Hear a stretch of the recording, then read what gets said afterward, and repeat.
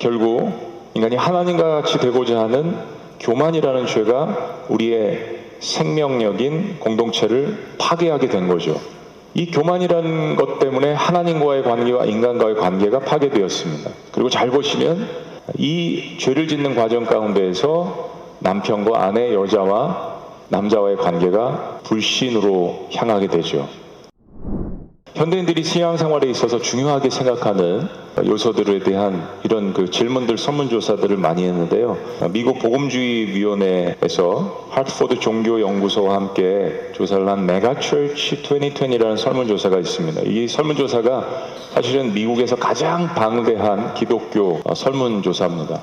성도수 출석 2,000명 이상의 500개 이상의 교회들을 3년, 4년 동안 연구를 해서 5년마다 발표를 하는 거거든요. 표본 조사긴 하지만 굉장히 방대한 그런 조사입니다.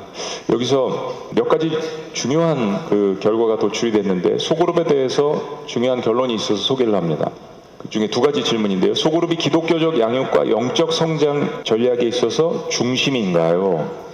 또 한 가지는 성도님의 영적 삶에 있어 가장 중요한 요소가 무엇입니까? 10년 전만 해도 여러분 이 설문조사에서 첫 번째 1위를, 부동의 1위를 차지했던 게 뭔지 아세요? 담임 목사님의 설교였습니다. 담임 목사님의 설교. 그런데 이게 10년 전부터 조금씩 바뀌기 시작했습니다. 그리고 코로나를 지나면서 훨씬 더 많이 바뀌었는데요. 놀랍게도 90% 이상의 사람들이 영적 성장에 가장 도움을 주는 것을 소그룹이라고 답변을 했습니다. 소그룹. 포스트모던 시대는 이 관계성이 굉장히 중요한 거잖아요. 내가 계속해서 지식적으로 이 들은 말씀을 어떻게 사람들과의 관계 속에서 이것을 소화해내고 살아가느냐, 소그룹이 내 영적 신앙생활에 있어서 가장 중요하다라고 답변하는 사람들이 점점 늘어가기 시작했습니다. 대배 가운데 하나님의 위엄과 존재하심을 체험합니다. 그리고 이 체험과 받은 말씀을 바탕으로 소그룹에서 성도 개개인의 삶이 드러나면서 거기서 함께 실제적인 변화가 일어난다라고 다수의 사람들이 답변한 것입니다. 그래서 코로나 이후 건강한 교회성은 활발한 소그룹 시스템에 달려있다는 것을 저는 확언코 말씀드리고 싶습니다. 자, 해외의 경우에 예를 들었지만 우리나라도 사실 예외는 아닙니다. 2020년, 2021년도 통계청 인구주택청 조사에 따르면은 우리나라 1인 가구가 차지하는 비중은 40%를 넘어섰습니다. 가정 그러면 엄마 아빠 있고 아이들 둘 정도 있고 이게 우리가 그렸던 모습인데 더 이상 그렇지 않다라는 거예요. 세상의 트렌드를 보시면 이미 10년 전부터 이제 혼밥하고 혼자 밥 먹고 혼자 집에서 생활하고 이런 프로그램들이 대세고 상도 받고 그렇죠. 이미 이런 매스컴들은 소시알러지를 공부를 해서 사회적인 것들을 미리 예측을 합니다. 이게 이렇게 가다가는 5년 정도 되면 이럴 거야. 그래서 그런 프로그램들이 히트를 치는 거죠. 이미 사회에 대해서 알고 있기 때문에. 한 유력 경제 일간지에서는 이런 기사를 내보냈습니다. 외로운 한국인 1인 가구 더 늘다. 팬데믹 상황에서 사람들이 가장 많이 호소한 단어는 세 가지죠. 답답함, 외로움, 두려움. 이 세 가지 단어가 가장 많이 등장했다고 합니다. 그렇다면 그런 인간의 절대고적 문제를 해결해주는 키는 무엇일까요? 답은 그 고독을 채워주는 온전한 대상을 만나는 것입니다. 외롭다, 우울하다, 대상을 온전히 만나야죠. 바로 관계성을 통한 문제 회복입니다. 그 관계성이라는 것은 여러분들이 예상하셨듯이 첫 번째는 하나님과의 관계를 이야기합니다.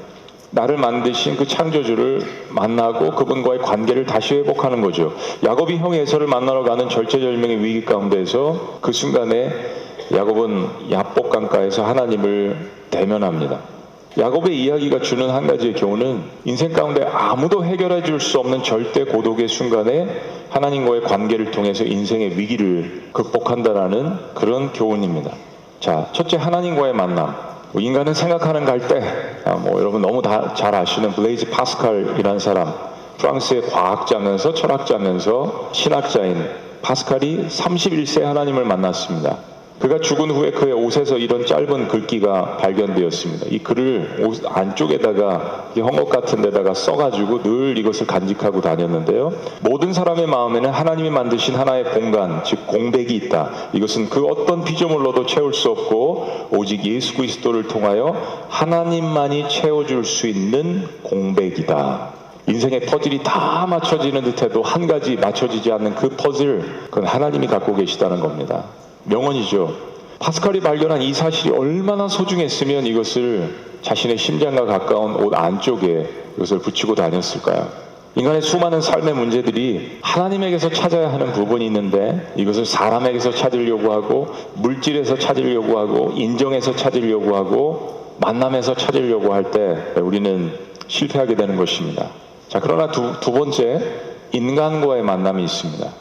동시에 두 번째 중요한 관계성은 인간과의 만남이죠. 인간은 서로에게 상처를 주는 존재이지만 인격적인 만남을 통해서 그 상처가 치유되기도 합니다. 그러므로 만남이라는 것은 공동체에 대한 훈련인 것이죠. 사람이 혼자서는 살 수 없습니다. 베스트셀러 작가로 한국에도 잘 알려져 있는 존 어트버그라는 분이 이런 이야기를 했습니다. 모든 인간 속에 하나님의 형상에 대한 공허함이 존재하는 것처럼 인간관계에 대한 내면의 욕구는 다른 어떤 대체물로도 인간 대신 채워줄 수 없다. 이거 그리스도인들도 잘 기억해야 되는 문구라고 생각합니다. 인간만이 채울 수 있는 공간이 있다란 이야기예요. 아니, 그러면 하나님이 100% 다 채울 수 없다는 이야기입니까? 다 채우실 수 있죠. 다 채우실 수 있는데 성경을 한번 보시면은 존 오트버그의 이 말이 사실인 것을, 현실인 것을 저희들이 공감할 수 있습니다. 삼위일체라는 공동체로서 존재하신 하나님, 하나님의 존재 방식은 공동체이십니다. 성부와 성자와 성령님께서 공동체로 존재하신다라는, 그러면서 하나로서 존재하신다는 이 사실, 최초의 인간인 아담을 만드시고 그가 혼자 있는 것이 그다지 좋아 보이지 않는다라는 이 말씀을 하신 하나님은 어떤 생각을 갖고 계신 어떤 본질이실까요? 두 번째 인간을 계획하셨습니다. 그 두 번째 인간은 여자죠. 여자는 남자의 갈빗뼈를 통해서 그와 동등하게 창조된 존재입니다. 우리가 다 아시는 이야기지만 남자의 갈빗뼈를 취했기 때문에 여자는 남자보다 평균 수명이 더 오래 간다고 합니다. 훨씬 더 고난에 대해서도 점점 남자보다 더 잘 대체하는 그런 모습들을 볼 수 있습니다. 갈빗뼈로 만들어졌기 때문입니다. 저도 나이가 들어가면서 저희 아내가 훨씬 더 강한 모습을 보이는 것을 볼 수 있습니다. 남자는 점점 눈물이 많아지고. 자, 그런데 최초의 인간인 아담이 하나님께서 만드신 여자를 보고 이런 고백을 합니다. 이는 내 뼈 중에 뼈요 살 중에 살이라. 이 감탄의 참 문장을 다시 한번 생각해 보신다면 엄청난 친밀감이 묻어나와 있는 고백입니다. 이는 내 뼈 중에 뼈요 살 중에 살이라. 이 땅에 최초로 탄생한 공동체의 모습이 어떠했는지를 보여주는 것입니다.